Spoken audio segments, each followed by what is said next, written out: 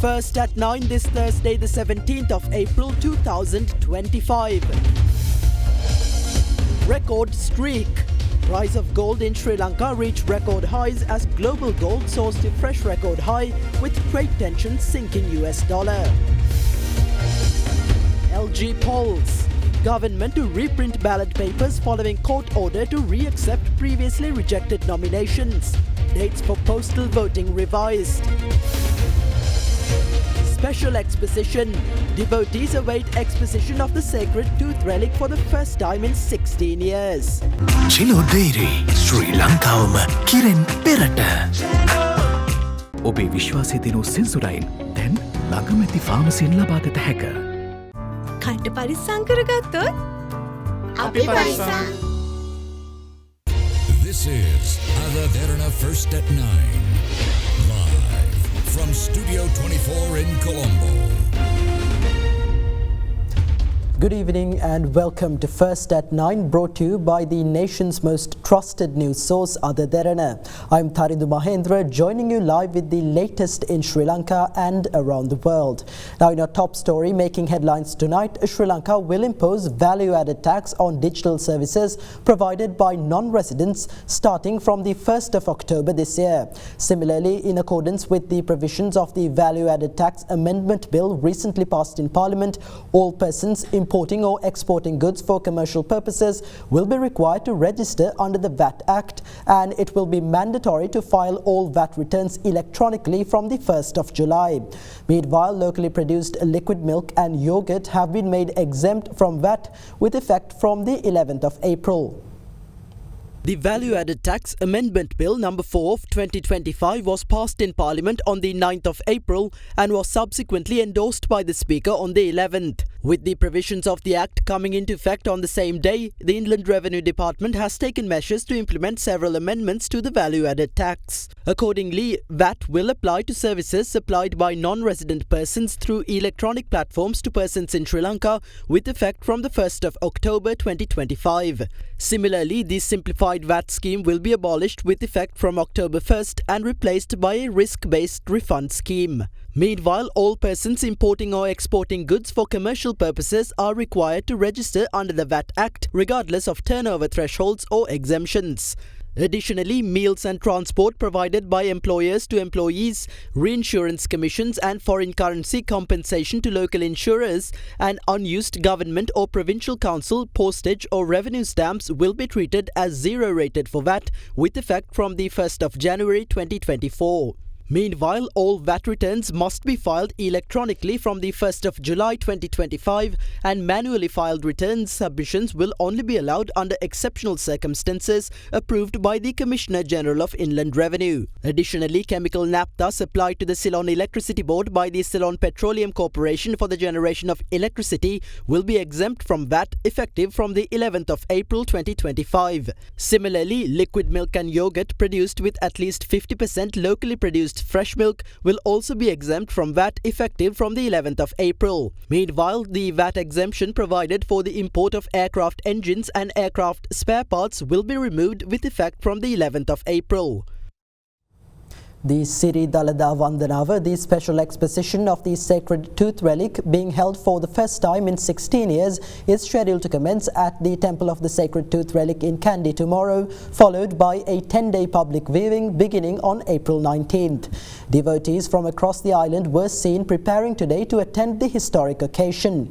Meanwhile, police announced an extensive security and traffic management plan to ensure the security and smooth running of the exposition. The special exposition of the sacred tooth relic of Lord Buddha themed Siridalada Vandanava is set to commence tomorrow, marking the first time in 16 years that the relic has been publicly displayed for devotees to offer obeisance. The special exposition is scheduled to take place at the Temple of the Tooth Relic in Kandy from 3 to 5:30 p.m. tomorrow, the 18th of April. Thereafter, it will continue daily for 10 days from the 19th to the 27th of April from 12 noon to 5:30 p.m. Devotees from across the country were seen today preparing to pay homage to the sacred tooth relic at the historic occasion. Large crowds were observed at the Colombo Fort railway station as devotees prepared to journey to the event. 3 new access routes have been introduced by the Temple of the Tooth Relic to facilitate the movement of devotees. These include entry from DS Senanayaka Vidya to the temple's entrance, from Ratubokwa through Sangarajamawata to the main entrance of the temple, and from Ratubokwa through the temple grounds to the main entrance. Meanwhile, police announced that an extensive security plan including public searches, checkpoints, roadblocks and a traffic management plan will be implemented ahead of the exposition. Accordingly, vehicular access to the city of Kandy was restricted today to mitigate heavy traffic congestion. Special parking areas have been allocated for vehicles arriving from various parts of the country to witness the historic event. Accordingly, vehicles travelling from Gampola and Colombo are advised to park at Gannorua Stadium and Gattabay Road. Vehicles entering from Kurunagala Katugastara Road are advised to park near the 4th mile post. Vehicles entering the Madavela Road are allocated parking facilities at the Mahinda Rajapaksa Theatre premises in Polgolla. Vehicles travelling on Mathale Road are advised to park along Dharma Sokamawata from Arakade Junction, and light vehicles are advised to park at PT Rajan Playground. Vehicles entering from the 18 Hairpin Bend Road in Mahiyangane are allocated parking facilities at Bandaranaike College Stadium, Pallekele, and vehicles travelling from Badulla are advised to park at the Gurudaniya area. According to police, shuttle services will be provided to transport devotees from the parking points to the temple premises for a nominal fee. Meanwhile, long-distance buses and city-origin commuter buses are scheduled to operate as usual, with parking limited to Rajapahilla bus terminal near the YMBA Auditorium and Bogambara Stadium. However, short-distance buses will not be permitted to park within city limits. Police also noted that alternative routes have been designated to facilitate smooth traffic flow for vehicles not attending the exposition. Vehicles travelling from Kurunagala or Mathale headed towards Colombo or Nuwara are advised to use Gohagoda Road near the Katugastara Bridge, proceeding through Peradeniya. Vehicles travelling from Colombo Kandy Road and Nuwara heading to Kurunagala, Mathale or Mahiyangane are advised to take the Peradeniya Gohagoda Road as an alternative, and vehicles heading to Badulla are advised to follow Dharma Sokamawata via Tannekumura. In the meantime, roadblocks have been established at William Gopallava Mawata in Niressagala Junction, Sirimawa Bandaranayaka Mawata near the entrance to Gattabay Stadium, near Mahiyava Wevelpitiya Stadium, Lelwala Bridge, Tennekumura, Katugastota Bridge, Kadugannava, Dodanwela Bridge, Hantana Road near IFS Institute, Polgolla Dam, Bothalapitiya, Balakaduwa and Digana Junction. Information and the latest updates regarding the exposition, including parking facilities and instructions for devotees, can be obtained by visiting the official website of Sri Lanka Police. Meanwhile, police urged devotees to refrain from carrying heavy luggage, cameras, recording equipment and electronic devices into the Temple of the Tooth Relic. In the meantime, 50 schools in the city of Kandy and surrounding areas will be closed from the 21st to the 25th of April in view of the special exposition of the Tooth Relic. ඔබ සමගින් පෙරට Union Assurance චන්දරුසුමේ කාගෙන් මන අපේ සිංහ TV සඳහා සුපිරි deal.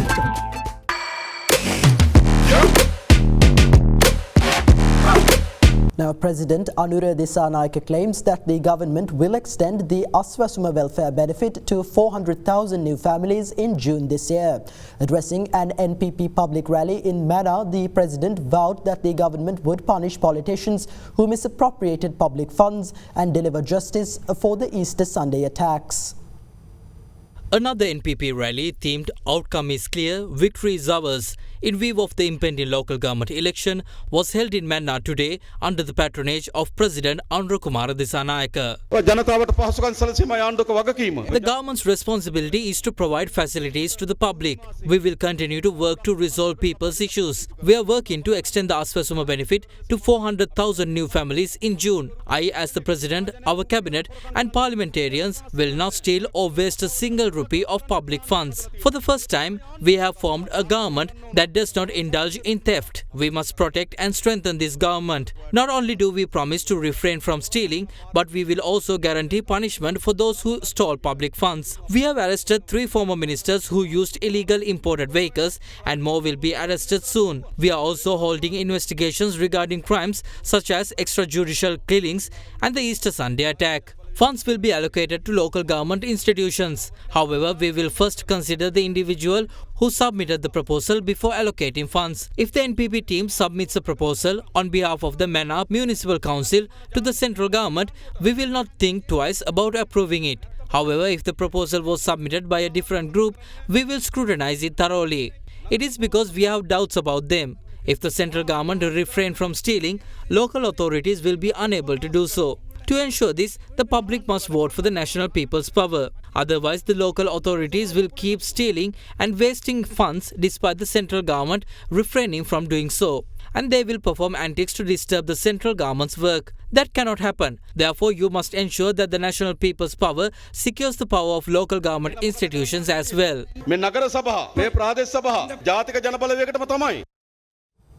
Meanwhile, Prime Minister Dr. Harini Amarasuriya claims that Sri Lanka's illicit narcotics trade could not be dismantled in the past due to those involved in drug trafficking being shielded by politicians. The Premier made these remarks at an NPP public rally in Kolonnava.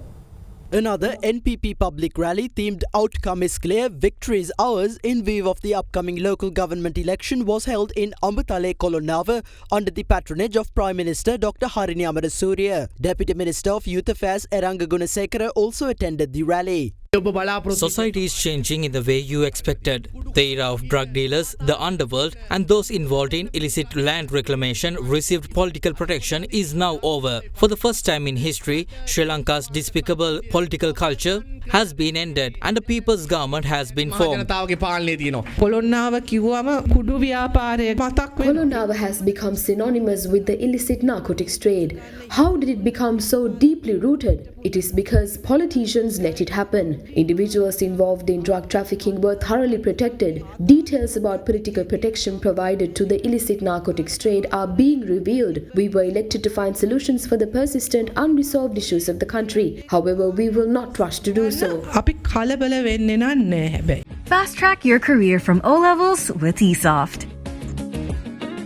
ඩයිබටසෝල් සීනිවලින් පරිස්සම් වන ඔබට අමතක නොවන පෝෂණය.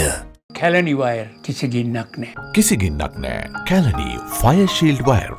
Now, leader of the opposition, Sajith Premadasa, asserts that the NPP government, which secured power through deceit, is attempting to deceive the people again ahead of the local government elections. Speaking at an SJB public meeting in Polonnaruwa, Premadasa claimed that the people will express their displeasure at government's deceit during the upcoming election by voting for the SJB.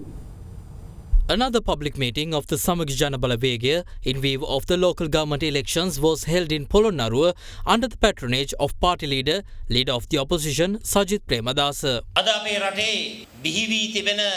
The current JVP government has proved to the 22 million Sri Lankans that they came into power through deceit. The NPP and JVP have created a governance that destroys people's lives. Now they claim that they won't allocate provisions for local authorities unless they are controlled by the NPP. That is their next false promise to secure votes. We give our word that the people of the country will issue the government a warning by handing the SJB a remarkable victory. We urge you to grant your mandate for us to win the local government elections.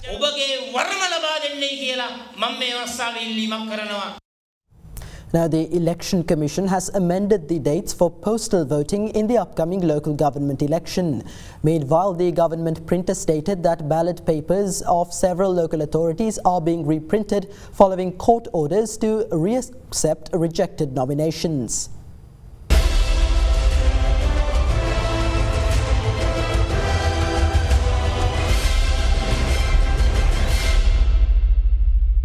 Several political parties and independent groups whose nominations for the 2025 local government elections were rejected filed petitions in court against it.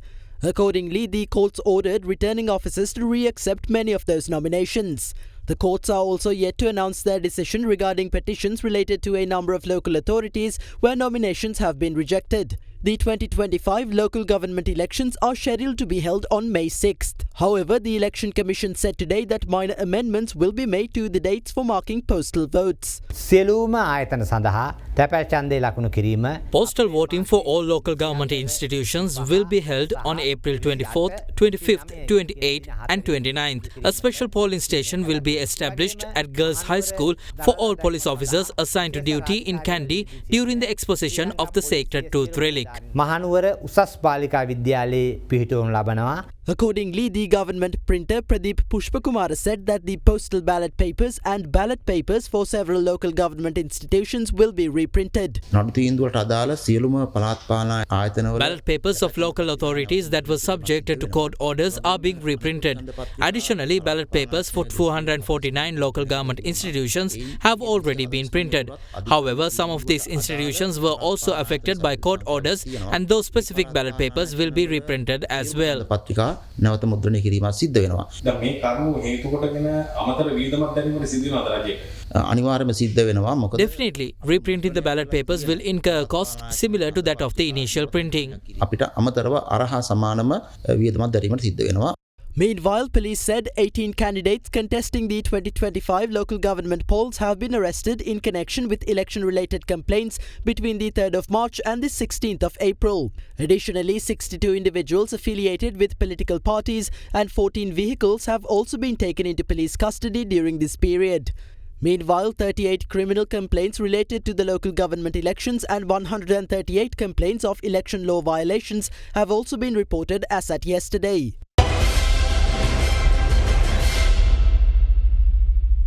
And with that, here's a look at the latest opinions expressed in the political arena regarding former MP Uday Gamampila's meeting with former State Minister Sivanesa Thurai Chandrakanthan alias Pillayan.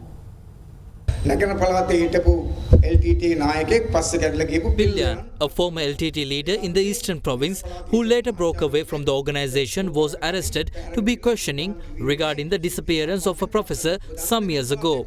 His countless misdeeds in the Eastern Provinces are no secret to anyone. It is said that he is involved in the murder of a number of police officers. He is also suspected of involvement in the Easter Sunday attacks. Despite the allegations, Uday Gammampila has taken the lead in the mission to rescue Pillayan. He portrayed himself to be a Sinhala Buddhist to his core.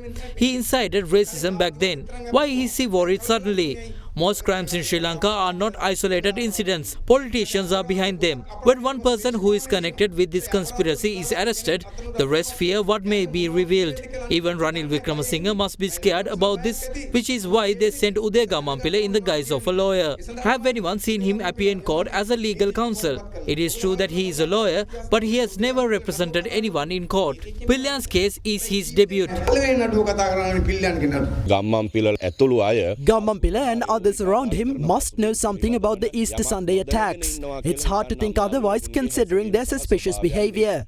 We trust that the educated public understands why this group was concerned since the first hours of Pillayan's arrest. When analysing the media coverage of this incident, it becomes evident that it was the government that publicised Gamampila's meeting with Pillayan. Regardless of whether Pillayan's legal counsel is the weakest in the country or that this is his first case, why does that matter to the government?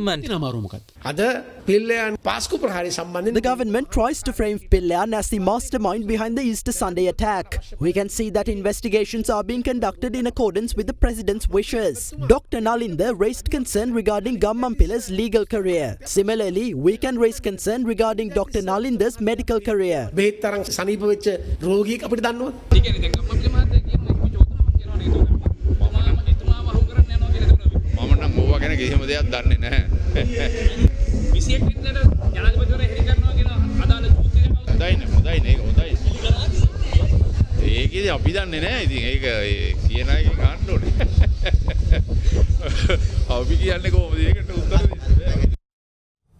Now in your weather update, the heat index or the temperature felt on the human body is likely to increase up to caution level at some places across Sri Lanka tomorrow.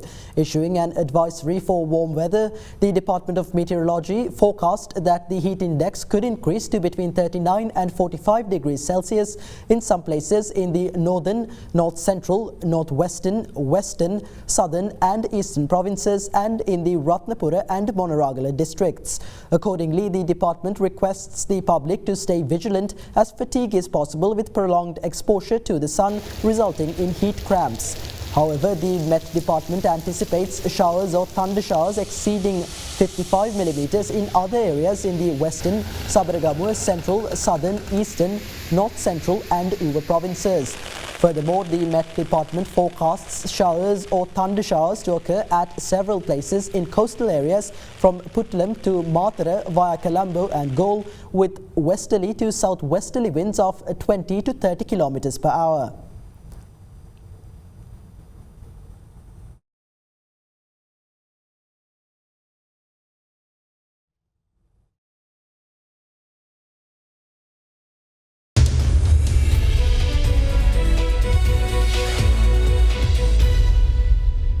Welcome back. You're once again joining First at 9 on Other Derana 24. Now, global gold prices in the global market soared to a record high today, with the price of an ounce of gold at $3,345. Gold prices in Sri Lanka also surged today as a result of the developments in the global market. Global gold prices extended its record streak for a third time in the week as the US dollar weakened due to trade tensions related to retaliatory tariffs. The tension have shown to increase the appeal of safe haven assets like precious metals. Bullion hit record highs on Monday and Wednesday, with the all-time high reaching $3,343. Gold then fell below 3,330 per ounce as investors took profits after the record high. In parallel to the global price surge, gold prices in Sri Lanka reached record highs today. Global gold has jumped to a fresh high due to impact of the trade war between US and China. The surge in gold price can be attributed to a combination of key factors: weakness of US dollar, increased central bank gold reserve, growing fear of US recession, rising geopolitical tension. Due to world gold price increase in Sri Lankan market, update today 24 karat gold sovereign recorded 262,000 rupees, 22 karat gold sovereign recorded 242,000 rupees in Colombo 11 Gold Center update. The economic and specialist in the trade assume another more gain in gold price near future. Now, the head of the United Nations Trade and Development Agency, Rebecca Grinspan, urged the United States to avoid drawing developing countries into its trade dispute with China by imposing increased tariffs. In an interview with British media outlet Financial Times today, Grinspan stated that most countries affected by the tariffs do not compete directly with the US, but instead contribute to its production process and should be spared from the impact of excessive tariffs. When you impose tariffs in the two main global economies, it will affect everybody, not only the economies that engage in the tariff war. So we are worried about the fact that the global economy will really slow down. And our emphasis has been to put attention in what can happen to the developing countries. These countries really have no contribution to the deficit, that they won't be able to be important in the revenue that they will collect, that most of the exports that they send to the US are commodities. These are commodities that don't compete with them, but that help in their production process. So maybe from the beginning, we can spare the trouble of going into bilateral agreements and negotiations, and we can spare them the pain of the tariffs.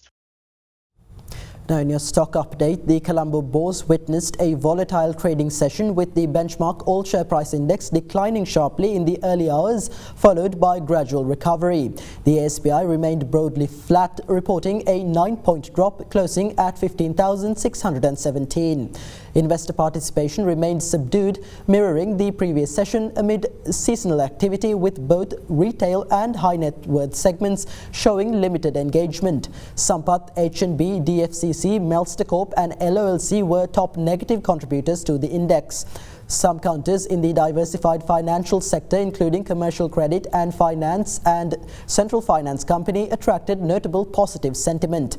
Following the announcement of VAT exemptions on dairy products, investor focus pivoted to Lanka Milk Foods and Ceylon Cold Stores, driving renewed momentum in both counters. Turnover plunged to 841 million, marking a 68% decline from the monthly average of 2.6 billion. Foreign investors were net sellers with net outflow of 2.1 million rupees.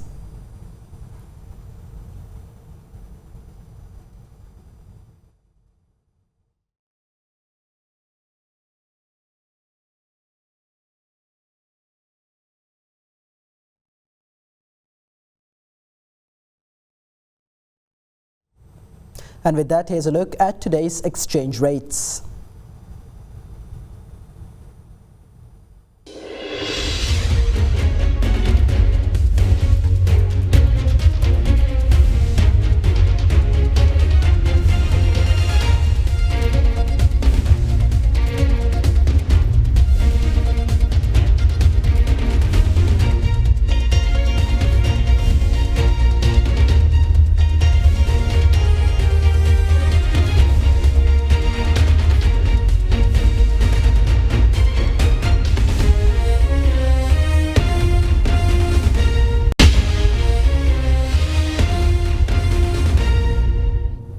Welcome back to First at 9. Now, Manusat Derana, the social responsibility arm of TV Derana, organised events in lieu of the Sinhala and Tamil New Year at schools and senior care homes across Sri Lanka. A Sinhala and Tamil New Year event was organised at the Ceylon School for the Deaf and Blind in Ratmalana by Manusat Derana together with Leeson's Hospital in Ragama. Another event was held for children in Al Lampil in Mulathu with the Malaban Group as its main sponsor. The event was organised by the Sri Lanka Army 59th Infantry Division and the 10th Battalion of the Sri Lanka Singha Regiment. Another event in lieu of the Sri Lankan New Year was organised for seniors of the Raigam Korala Social Service Association by Manusat Derana together with the Malaban Group.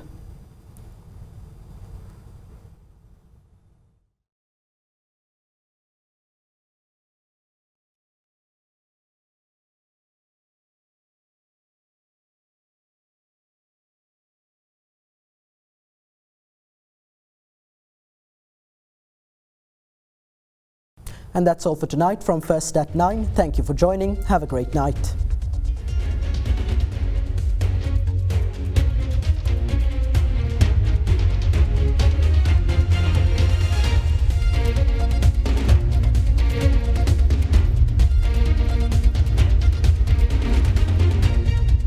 For news and information you can trust 24 hours a day, visit adaderana.lk.